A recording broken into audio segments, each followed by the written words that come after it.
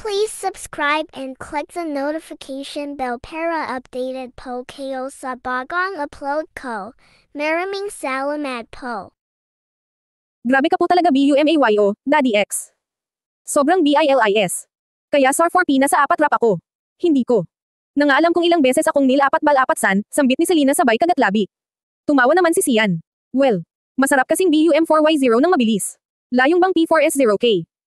Napa 0K at S4G4D na SAGAD itong alapat gako sa L00B mo. Sobrang sarap lalo na't parehas pa.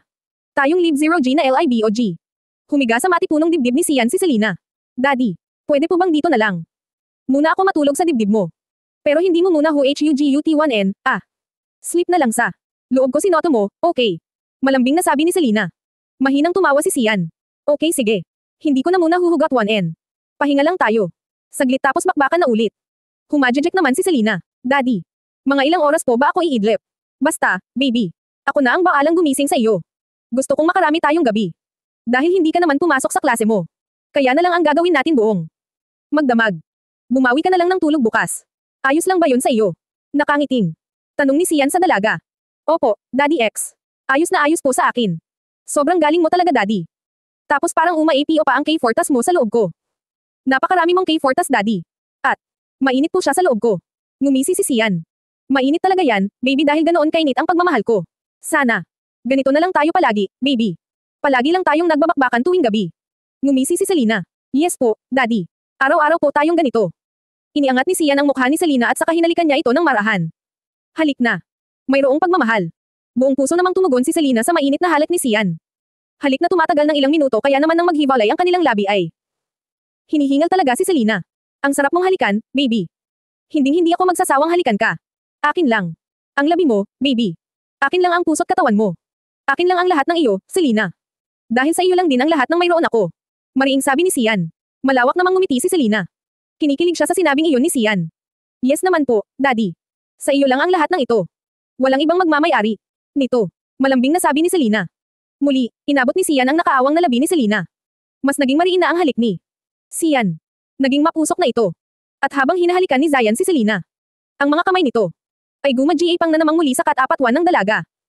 Hinaplos-haplos ni Sian ang M4-0 na gramo na D1B ng dalaga. Nang maghiwalay ang kanilang mga labi ay bumaba ang halik ni Sian sa leeg ni Selena. Sinipsip niya ang leeg nito bago bumaba ang halik niya patungo sa Mouse 0 na gramo na D1B ni Selena. Ang isang kamay ni Selena ay marahang pinipisil ang non-INIG as na U*** D ng dalaga habang ang kanyang bibig ay abala sa pagsipsip ng isa pang D1B ng dalaga. Na kung maka S1 PSIP si Sian ay akala mong sanggol na gutom at sabik sa gatas. Daddy. Teka lang. Ang sabi mo po.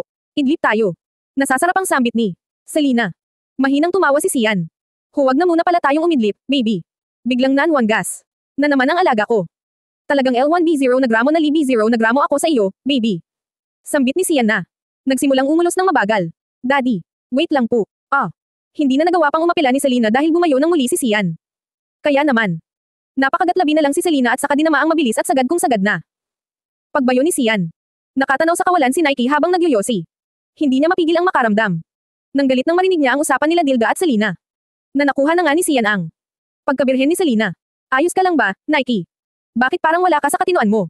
Tanong sa kanya ni Kane. Bumantong hininga si Nike. Wala na talaga. Naunahan na ako ng girang na yun kay Selena. Nakuha na niya ang pagkabirhen nito. Hindi ko maiwasang magalit ng sobra. At ang tangiiri ni Selena para magpauto sa girang na yun, gigil na sambit ni Nike sabay hit-hit ng Yosi. Tumikim si Kane. Isa lang ang ibig sabihin nun, Nike.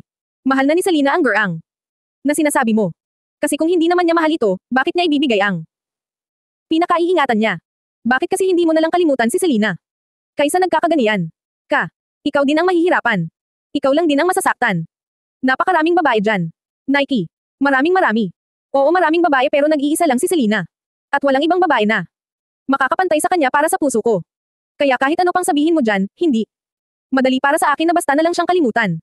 Kahit na ang girang na yun ang nakona sa kanya, hindi pa rin ako susuko. Kung ang asawa ay nga naaagaw, si Selena pa. Kaya, malamang sa malamang ay maaagaw ko pa siya. Mayabang na sabi ni Nike. Bumantong hininga na lamang si Kane. Alam niya kasing wala naman siyang magagawa pa. Kaya naman hinayaan na lang niya si Nike at saka nagpaalam na siya kay Nike na uuwi na siya. Habang si Nike naman ay kaagad na sumakay sa kanyang sasakyan at Pinaharuroot ito. Nagtungo si Nike sa kanilang malaking pasugalon kung saan nakatayo ito. Sa kanilang malaking lupain. Ang mga nagsusugal doon ay talagang mayayamang tao. Mga bilyonaryo. Mga negosyanteng mayroong maduduming gawain kung saan doon sila. Kumikita ng malaking halaga. Boss, Nike. Nakangiting sabi ni Vincent. Si Vincent ay ang isa pang matalik na kaibigan ni Nike kung saan ito ang nakakaalam ng madudumi niyang gawain. Habang si Kane naman, walang alam sa maduming gawain ni Nike. Hindi nga alam ni Kane na mayroong malaking pasugalon si Nike at ito ang pinamana sa kanya ng kanyang ama na namatay dahil sa atake sa puso. Wala sanang balak si Nike na patakbuhin ang pasugalon ng kanyang ama dahil hindi naman siya mahilig dito. Ngunit, nang matutunan niya ito, naging libangan niya rin ito. Kumusta dito? Nakangising tanong ni Nike. Ngumisi si Vincent. Ganoon pa rin, boss. Malaki pa rin ang kitaan. Mas lumalaki pa nga. Dahil maraming naglalaro na sa atin. Yun nga lang, marami ring namatay. Pero ang lahat naman ng mga ito ay masyadong malalaki na ang utang. Nawala ng kasiguraduhan kong makakabayad pa kaya naman pinatahimik ko na lang boss. Tumanggaw si Nike. Okay sige. Tama lang yun. Dapat naman talagang pinapatay na ang mga taong walang kakayahang magbayad ng utang. Utang ng utang pero wala naman pa lang pambayad. Nangga GA go lang. Kaya mas maigi pang manahimik na lang sila sa lupa. Sabi naman ni Nike at saka nagtungo na sa kanyang opisina. Maraming pera ang naroon sa kanyang opisina.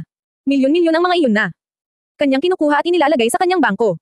Napangiti si Nike nang makita ang napakaraming pera. Mas nagliwanag ang mata niya nang makita niya ang pakete ng Shabiyu. Kumuha siya doon at saka agad iyong sininghot. Gumagamit kasi ng ipinagbabawal na gamot si Nike kung saan nagbibigay ito ng kasiyahan sa kanya. Nakapag-deliver na ba ng SHABU si Mr. Lim? Tanong ni Nike kay Vincent. Yes, boss. Marami tayong stock ngayon. Kanina pa nga ako gumagamit. Kaya nga. Pakiramdam ko ay nasa langit na ako, sabi ni Vincent sabay halakhak.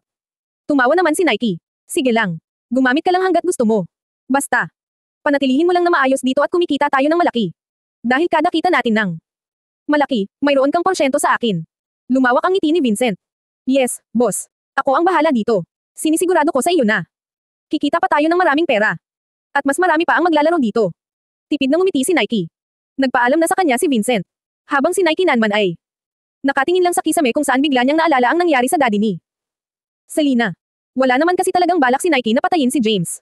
Lalo pat ito ang ama ng babaeng mahal niya. Pero naging matigas kasi ang ulo ni James. Matapos nitong umutang sa kanya ng malaking halaga, sinabi ni Nike na si Selena na lang ang magiging kabayaran ng napakalaking utang niya. Pero hindi pumayag si James. At tinakat pa siya nito na sasabihin niya sa mga pulis ang ilegal na pasugalon ni Nike. Kaya naman nap-icon si Nike at nagawa niyang patayin si James. Nike. Tawag ni Angela kay Nike. Anong ginagawa mo dito, ha?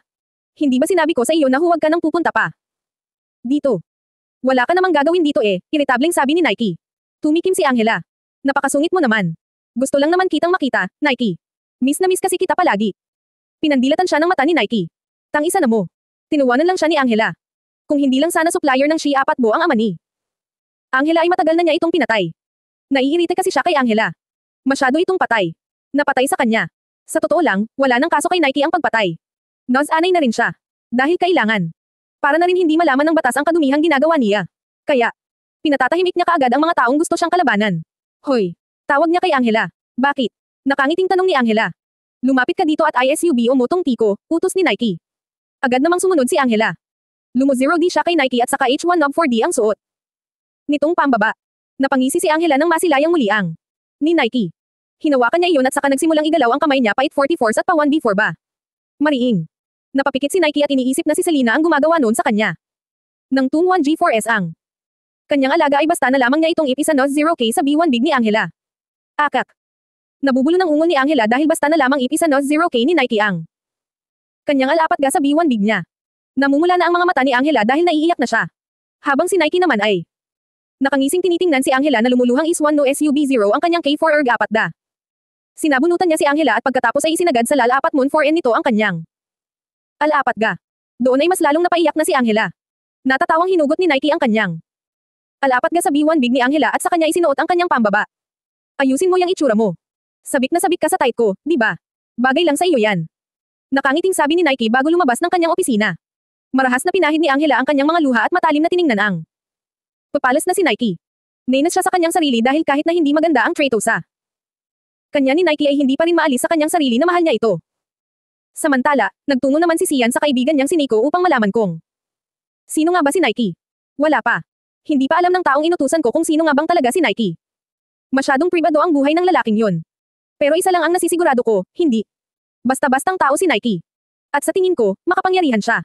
Sabi ni Nico sabay lunok ng kanyang laway. Kumunat naman ang noo ni Sian. Ha? Mapangyarihang tao.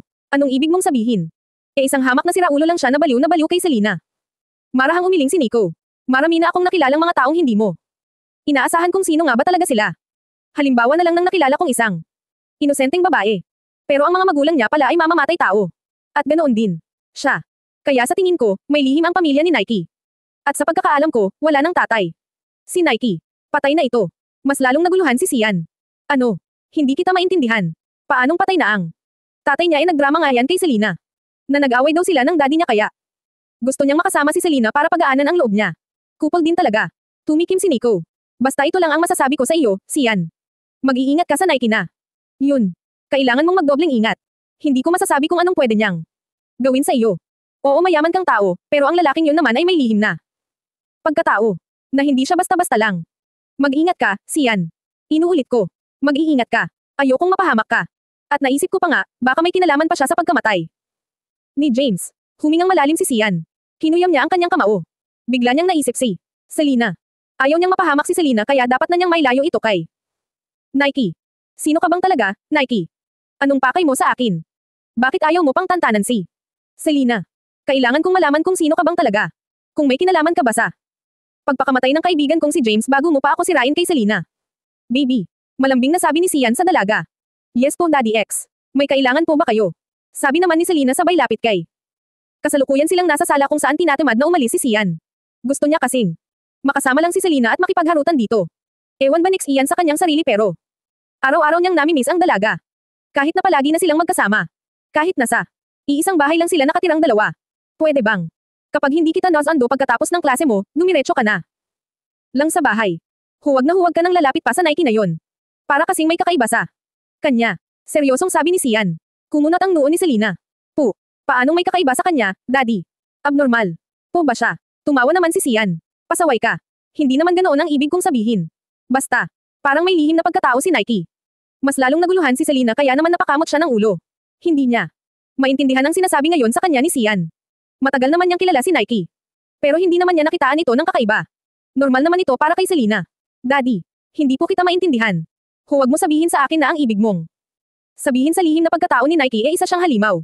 Na isa siyang engkanto. Oh, maligno. Hindi naman siguro no. Mukha lang po siyang siraulo, Daddy pero mabait po si Nike. Sa totoo nga lang po medyo naaawa rin ako sa kanya kasi bigla ko na lang siyang nilalayuan. Sana po Daddy huwag po kayong masyadong magselos kay Nike. Kasi kahit ano naman po ang gawin niya, kayo po ang mahal ko. Syempre po may pinagsamahan kasi. Kaming dalawa at talagang mabait po siya sa akin. Kaya po sana huwag na po kayong magseselos sa kanya. Mahabang sabi naman ni Selena. Bamantong hininga naman si Sian. Gusto niya sanang sabihin ang lahat kay Selena. Para hindi na ito maguluhan pa pero pinipigilan niya ang kanyang sarili. Dahil baka mas lumala pa ang sitwasyon kapag may alam si Selena. Kaya mas mainam na lang na walang alam si Selena sa mga nangyayari.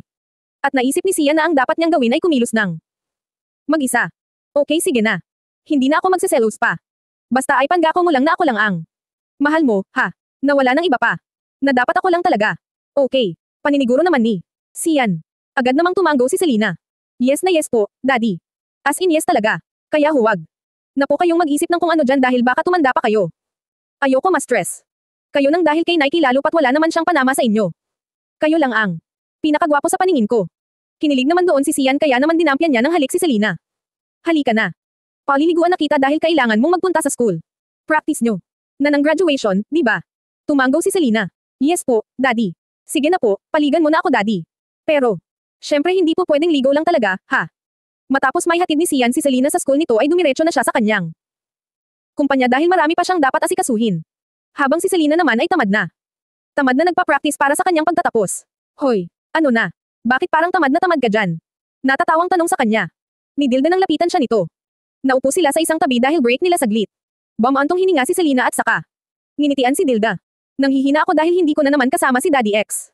Gusto ko kasi na palagi kaming magkasama. Kahit na palagi na niya akong kinapat kain at bin for before yun ang sagad sa gabi. With matching hampas sa puwet at sa bunot, miss na miss ko pa rin siya, nakalabing si Bini. Selena. Binatukan naman siya ng mahina ni Dilda. Ang landotay mo. Pissed ka. Medyo inggit ako. Dahil wala nang bumaba apatyo sa akin. Kahit miss ko nang may bomb apatyo sa akin ay saka na muna. Kasi gusto ko munang maging single eh. Gusto ko munang mag-enjoy sa buhay. Leon Bang. Wala akong iniisip na jowa. Natawa naman si Selena. Ay sad pala ang kipay mo. Walang sumo SUND0T. Pero ayos. Lang yan. Masarap din namang maging single. Kasi kahit papaano na-enjoy mo ang buhay mo nang walang nakikialam at pumipigil sa iyo. Pero kung talagang gusto mong magpiapat son 0T, hanap ka ng pwede mong maging kasundutan. Para naman kahit papaano, ay hindi ka tigang na lupa dyan. Umiling si Dilda. Baliw ka ba? Kahit na maharot ako, sa jowa ko lang mismo ako. Maharot. Hindi ko kayang magpagamit sa lalaking hindi ko jowa. At isa pa, mahirap na. Magpasundot kung kani-kaninong lalaki dahil baka magkaroon pa ako ng AIDS. Mas okay. Na ako na lang mismo ang sumundot ng kipay ko. Bibili na lang ako ng malaking pipino. Mamaya, malakas na tumawa si Selena. Nagpapasalamat talaga siya na mayroon siyang kaibigan. Nakagaya ni Dilda. Na kahit na napakabalahura ng bibig nito, hindi ito basta-basta na lang nakukuha ng lalaki. Sadyang ganoon lang ito magsalita. At isa pa, ibang klase rin magpayo. Sa kanya si Dilda. Talagang may natututunan siya. Kaya naman mahal niya ang kaibigan niyang si Dilda. Basta ang masasabi ko lang masaya ako para sa inyo ni Daddy X mo. Sana. Magtuloy-tuloy na ang masaya niyong pagsasama. Palagi mong tatandaan na maraming mga tao ang maaaring makasira ng relasyon ninyo. Dapat magaling kang mag-handle ng problema. At huwag kang magpapaapekto sa sasabihin ng ibang tao. Dahil ang mahalaga ay nagmamahalan kayong dalawa ng Daddy X mo. Seryosong sabi ni Dilda. Ngumiti naman si Selena at saka siniko si Dilda. Huwag kang ang ganyan. Ayoko na. Seryoso ka. Gusto ko na puro ka lang kalokohan. Hindi ako sanay na seryoso ka eh. Pakiramdam no hindi ikaw si Dilda na kaibigan ko. Natatawang sabi ni Selena. Natatawa namang umiling si Dilda. GAGA ka talaga. Pinapayuhan lang kita kasi ito ang unang beses mo nasasabak sa isang relasyon. Basta tandaan mo ang sinabi ko. At siya nga. Pala, gumamit ka ng contraceptives kapag aano kayo ni Daddy X mo.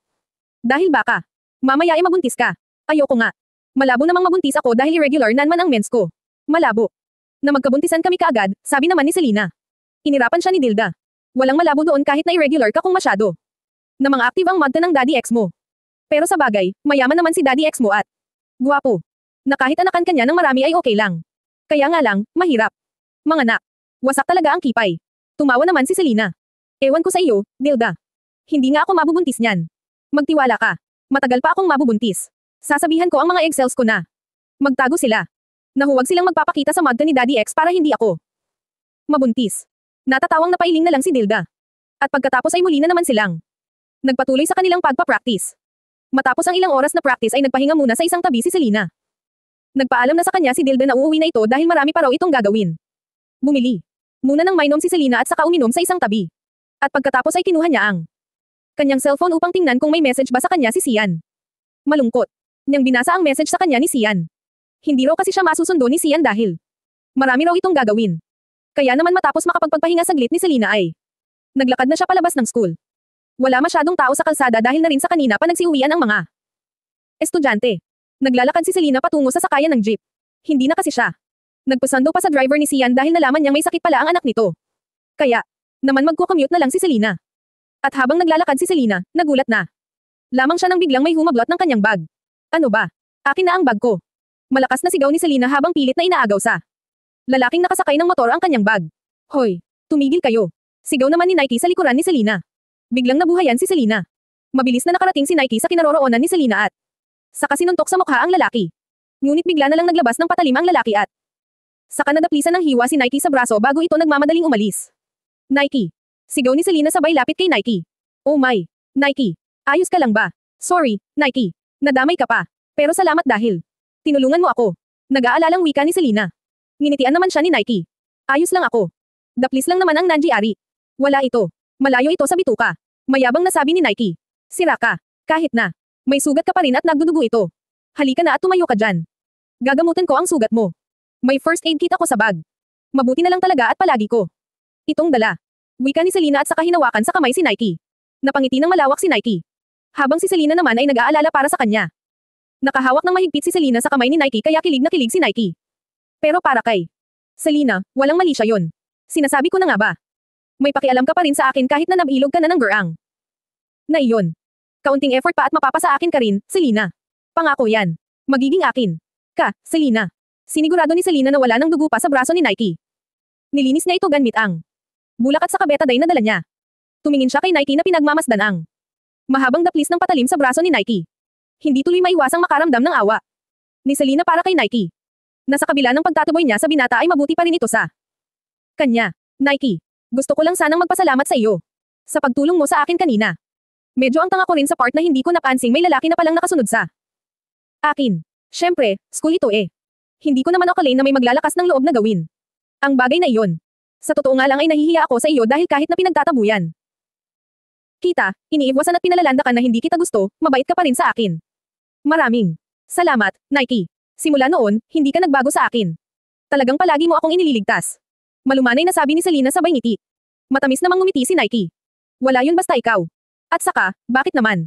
Magbabago ang pakikitungo ko sa iyo. Kahit na nagbago ka na sa akin, hindi ako magbabago sa iyo. Ganoon kita kamahal, Selena kahit na alam kong hindi mo ako magagawang mahalin pabalik. Basta, hayaan mo na lang ako na mahalin ka. Kasi kahit na minamahal kita, nagsisimula naman akong mag-move on. Kumbaga, hinihintay ko na lang ang sarili ko na malimutan o maalis ang pagmamahal ko sa iyo. At isa pa, pinanggako ko sa Daddy James mo na palagi kitang babantayan. Na palagi kitang ililigtas sa kapahamakan. Na nandito lang ako palagi sa iyo, Selena. Mother mang sabi naman ni Nike. Ngumiti si Selena at saka pinagsalop ang kanyang kamay. Sa loob-loob niya. Nagpapasalamat siya dahil nandyan si Nike para sa kanya. Naisip din ni Selena na mas maganda sana kung si Sian ang Nagel iligtas sa kanya. Pero hindi naman iyon magagawa ni Sian dahil busy ito. At naintindihan naman niya iyon. Dahil bago pa man maging sila ni Sian, ay talaga namang palagi itong abala sa kanyang negosyo. Huwag kang mag-alala, Nike. Darating din ang araw na tatawanan mo na lang ang pagkabaliw mo sa akin. Kapag talagang naka-move on ka na sa akin. Kung pwede ko nga lang alisin ang pagmamahal mo sa akin dyan sa puso mo ay ginawa ko na. Pero wala kasi akong superpowers. Alam mo na, tao lang ako na medyo hindi. Kasi minsan ay may abnormal ako. Pero kahit papaano naman mukha akong matino, di ba? Na hindi naman. Halata sa akin na may pagkabaliw ako, pagbibiro naman ni Selena. Natawa naman doon si Nike. Isa sa nagustuhan niya talaga kay Selena ay ang pagiging palabiro nito. Na talagang ang sarap kausap ng dalaga. Kaya naman imbes na move on si Nike kay Selena ay mas lalo pa niya itong minamahal. Dahilan para mas lalong magkaroon ng pagpupursage si Nike na agawin si Selena kay Sian. Pasaway ka pa rin talaga kahit kailan. Napapatawa mo talaga ako sa kalokohan mo. Siya nga pala, nasaan ba ang daddy Sian mo? Bakit pala hindi kanya sinundo? Dapat nagpapasundo ka sa kanya lalo na't may ganitong pangyayari. O di naman kaya dapat nagpapasundo ka sa driver niya. Pag-iiba ng usapan ni Nike. Tumikim si Selena. Busy kasi ngayon si daddy Sian kaya hindi niya ako nasundo. Naintindihan ko naman si daddy Sian kung may mga panahong busy talaga siya. Yung driver naman kasi niya, may sakit ang anak kaya naisipan ko na huwag nang magpasundo. Dahil baka nag-aalaga ito ng anak niya. Hiling ko lang sana, Nike na huwag mo na sanang ipaalam kay daddy Sian ang nangyaring ito. Baka kasi mag-alala siya ng sobra Tapos, maapektuhan pa ang ginagawa niya. Marahan namang tumanggo si Nike. Oo sige, hindi ko sasabihin. Ganito na lang, sabihan mo ako kapag hindi ka sasanduan ng daddy Sian mo para ako na ang maghahatid sa iyo. Pauwi. Pero syempre, patago lang kitang ihahatid. Hindi niya dapat tayo makitang magkasama. Kasi baka isipin niya nilalandi kita. Nagsabi ako sa kanya na magkaibigan lang tayo. Ayokong masira ang tiwala niya sa akin, pagsisinungaling ni Nike. Walang kaalam-alam si Selena na ang lahat ng pinagsasabi sa kanya ni Nike ay kadrimahan lang at kasinungalingan. Dahil ang plano ni Nike ay makuha ang loob ni Selena. Nang unti na mapaniwalan niya itong napakabuti niyang tao. Hanggang sa unti-unti niya ring masira si Sian kay Selena. Kaya naman talagang pinagigihan niya ang pagsisinungaling niya at pagdadrama dahil gusto niyang kawan siya ni Selena. Okay sige. Salamat talaga, Nike. Palagi mo na lang inuuna ang kaligtasan ko. The best. Ka talaga kahit kailan. Siya nga pala, kumusta naman kayo ng daddy mo? Okay na ba? Kayong dalawa. Sabi ni Selena. Tumanggo naman si Nike. Sa loob-loob niya, gusto niyang magdiwang. Dahil humaayon ang lahat sa kanyang plano. Na nararamdaman niyang madali niyang mapapaikot si Selena. Dahil alam na niya ang ugali ni Selena. Na madali itong maawa sa isang tao. Na kaunting pagpapakita lang ng kilos o gawang mabuti, naaawa na si Selena sa kanya. Okay lang si daddy. Huwag mo na kaming intindihin dahil maayos na kaming dalawa. Pagsisinungaling niya pero ang totoo, namatay na talaga ang daddy niya. Na siya na lang ang nag-isa sa buhay. Okay. Mabuti naman kung ganoon.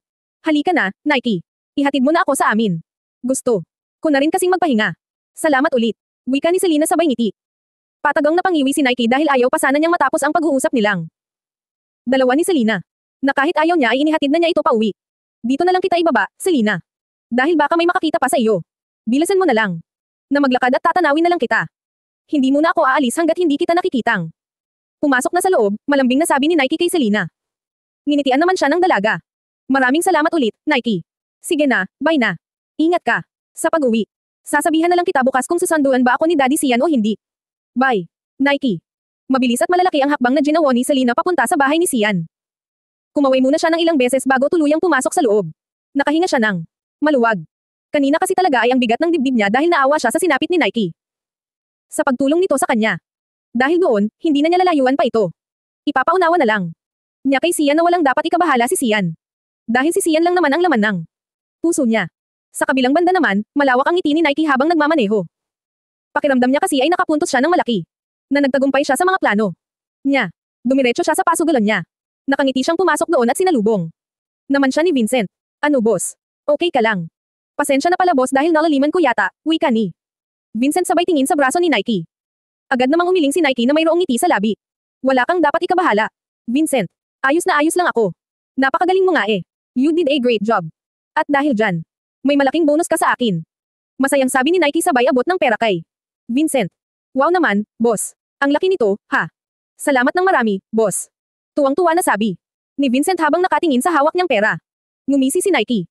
Galingan mo pa sa susunod, Vincent. Para may mas malaki ka pang bonus sa akin. Napaniwala talaga natin si Selena. Naakala niya ay iniligtas ko talaga siya. Pero ang hindi niya alam, pagkano ko lang ang lahat. Nararamdaman ko nang malapit na akong magtagumpay sa mga plano. Nasa akin na ang lahat, si Selena na lang ang kulang.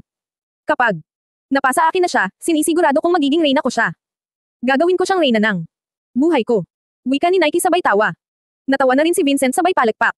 Yes naman, boss. Naniniwala akong mangyayari ang lahat ng plano ninyo. Dahil nandito lang din ako palagi para sa inyo, boss.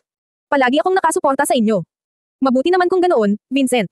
Hindi ako magsasawang magbigay sa iyo ng bonus. Talagang napahanga mo ako kanina.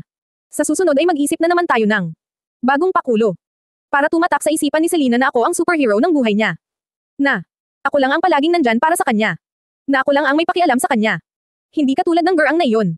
Walang ibang ginawa o inabala kundi ang bulok niyang kumpanya. Huwag kang mag-alala, boss. Mangyayari ang lahat ng plano mo. Nararamdaman ko. Boss na kaunting pakulo na lang, mahuhulog na sa patibong mo si Selena. Dagdag pang.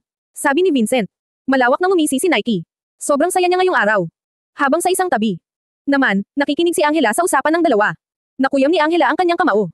Dahil sa inis. Na para bang gusto na niyang sabihin kay Selena ang ugaling mayroon. Si Nike. Baby. Malambing na wika ni Sian sabay halik sa leeg ni Selena. Ang kamay nito ay pinaglalaroan ang kanyang D1B. Mering napapikit si Selena matapos siyang dampian ng halik sa leeg ni Sian. Habang, baby. Sunduin kita mamaya, ha? Aalis tayo. At saan naman po tayo pupunta, daddy? Malambing na sabi ni Selena. Tumingin sa kanya si Sian. Kahit saan. Pa. Napangiwi naman si Selena. Saan nga po? Iyong totoo. Sumeryoso si Sian. Gusto ko sanang mag-rent ng isang private resort kung saan tayong dalawa lang ang nandoon. Bonding nating dalawa. Tamang harutan at mahal. Maalan doon. Nakangiting sabi ni Sian. Pero hindi ba masyadong malaki sa atin kapag private resort tapos tayong dalawa lang? Rent ka na lang po daddy ng condo unit.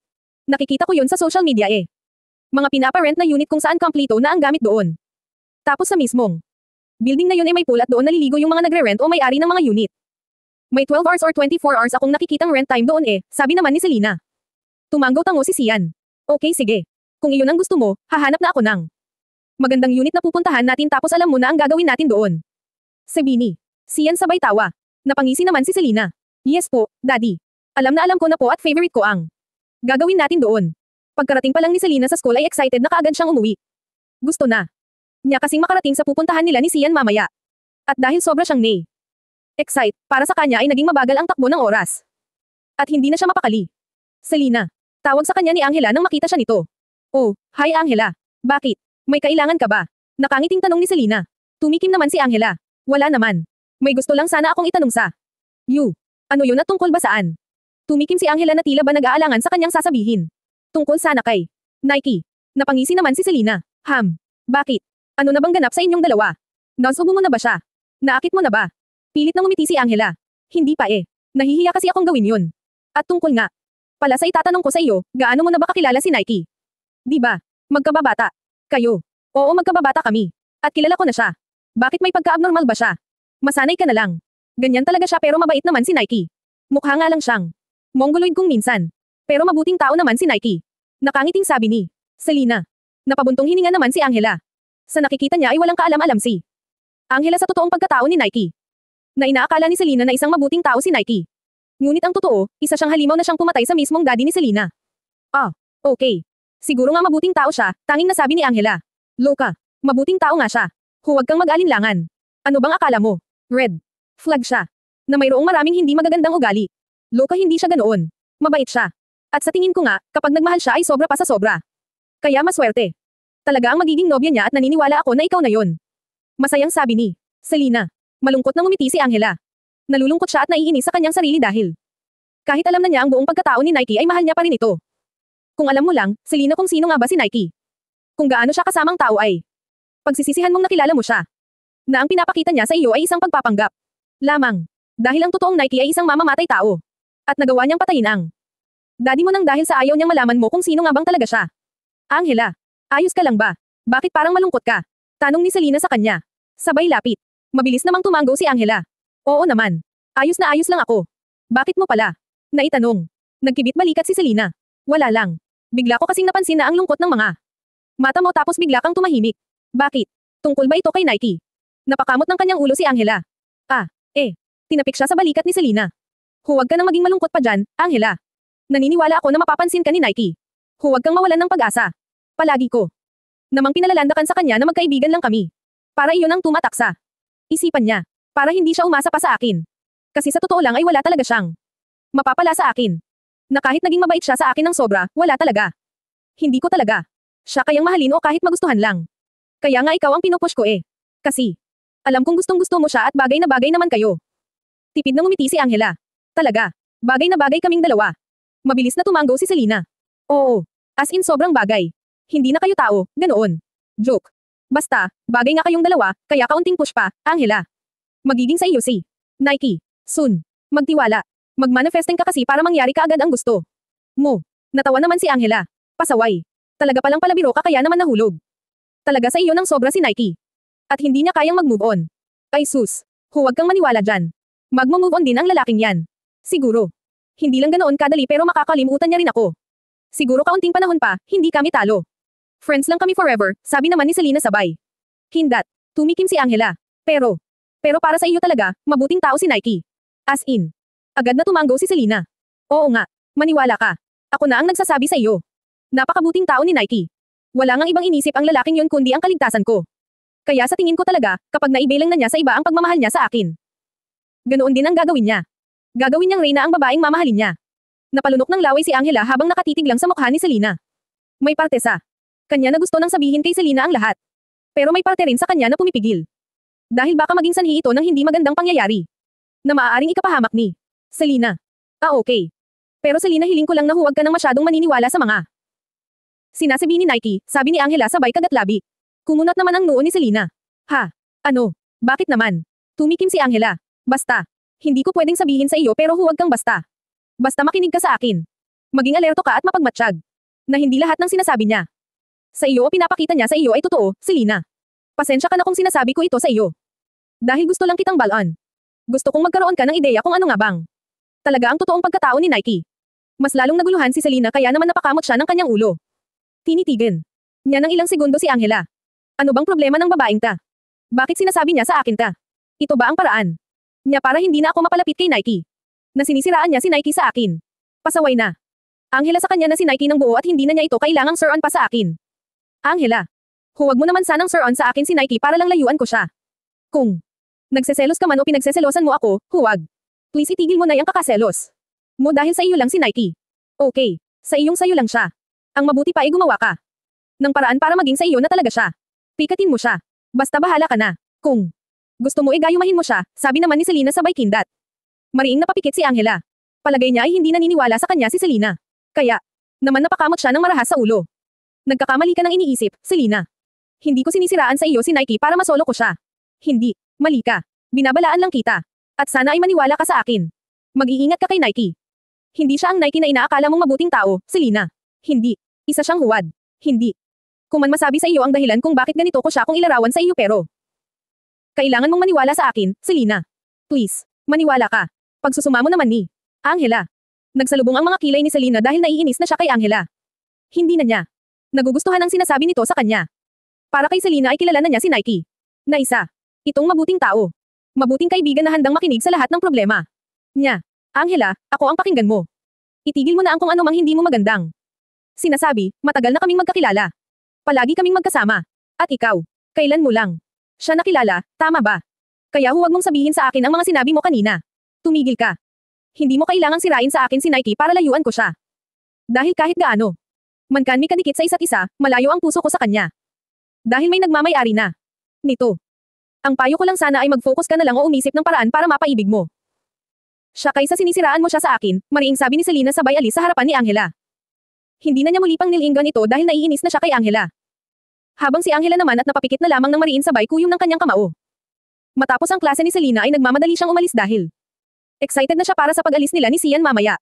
Nang makita niya ang sasakyan ni Sian sa labas ng school ay nagmamadali siyang sumakay doon.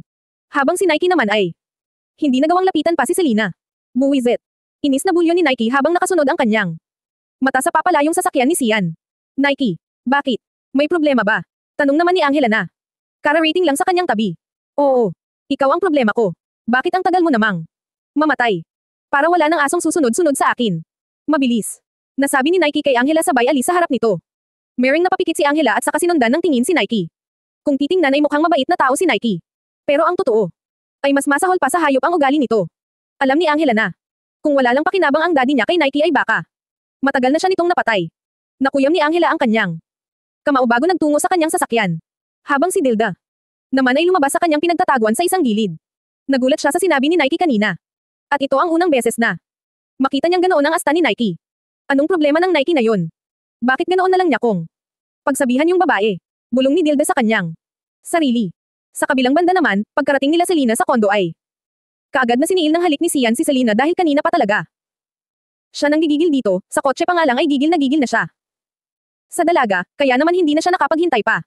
Hindi na sila umabot pa sa kwarto dahil inihiga na ni Sian si Selena sa couch at saka pamatong sa dalaga. Hindi tinigilan ni Shiana ng labi ni Selena dahil gigil na gigil talaga siya dito kaya naman nang maghiwalay ang kanilang mga labi ay kaagad na sumanghap ng hangin si Selena dahil pakiramdam niya ay mauubusan siya ng hangin sa tagal ng pagsakop ni Sian sa kanyang labi. Kaya naman gumapang ang kamay ni Selena sa katawan ni Sian kung saan mabilis na hinubad ni Selena ang suot na pang itaas ni Sian. Lang sandali pa ay kaagad na hinubad si Sian ang natitirang saplot sa katawan ni Selena at ganoon din ito sa kanya si Selena. Kaya naman kapwa sila wala ng saplot. Malawak nang umisi si Sian at saka humiga sa kama. Upuan mo ako sa mukha, baby. Mapang-akit na sabi ni Sian. Lumawak naman ang ngiti ni Selena at saka pumo-W Street Zero sa mukha-apat ni Sian. UP0 si Selena sa mukha ni Sian na kaagad. Dinil 44N ang kanyang P. Daddy. Napapaus ang boses ni Selena. Ilang sandali pa ang lumipas ay hinatak niya si Selena patungo sa kanyang dibdib upang halikan ito ng matagal. At nang kumalas. Ang kanilang mga labi ay mabilis na bin 4Y0 ni Sian sa ilalim si Selena. Mabilis at sagad kung sagad kaya naman naging malakas ang pag-alog ng kama dahil sa ginawang iyon ni Sian. Pero wala namang pakialam pa si Sian kung masira man ang kama kong nasaan man silang dalawa ni Selena dahil ang importante ay napapaligayan niya si Selena. Daddy ang bilis Shasti. Malakas na hiyaw ni Selena sabay kapit sa ulo ni Sian. Binalot ng tunog ng nagbabangga ang laman ng buong paligid kasabay ng mga NG0L nilang dalawa. Habang ang kamay ni Sian ay pinipisil ang PUWET ni Selena na maya-maya pa ay hinahampas na niya ito. Wala namang pakialam si Selena kung hampas-hampasin ni Sian ang kanyang puwet kahit na medyo masakit iyon. Habang si Selena naman ay nanghihinang. Nil 4B4 Sun din kaya sabay silang dalawa na inabot ang rurok ng sarap. Baby, ang sarap mo. Hinihingal na sabi ni Sian. Naliligo na silang dalawa sa kanilang sariling pawis habang parehas na hinihingal. Niyakap ni Selena si Sian at saka nahiga na nang tuluyan sa dibdib nito. Rinig na rinig ni Selena ang malakas at mabilis na pagtibok ng puso ni Sian. Habang si Sian naman ay ganoon din sa dalaga. Napakasarap mong talaga, baby. Nakakabaliw ka. Kinilig naman si Selena sa sinabing iyon ni Sian. Daddy, huwag mo muna hugatin, ha? Pahinga lang tayo saglit tapos ulit, maharot na wika ni Selena sabay hagik-hak. Okay sige, baby. Pahinga lang si Daddy at mamaya ay ulit. Kita, sabi naman ni Sian.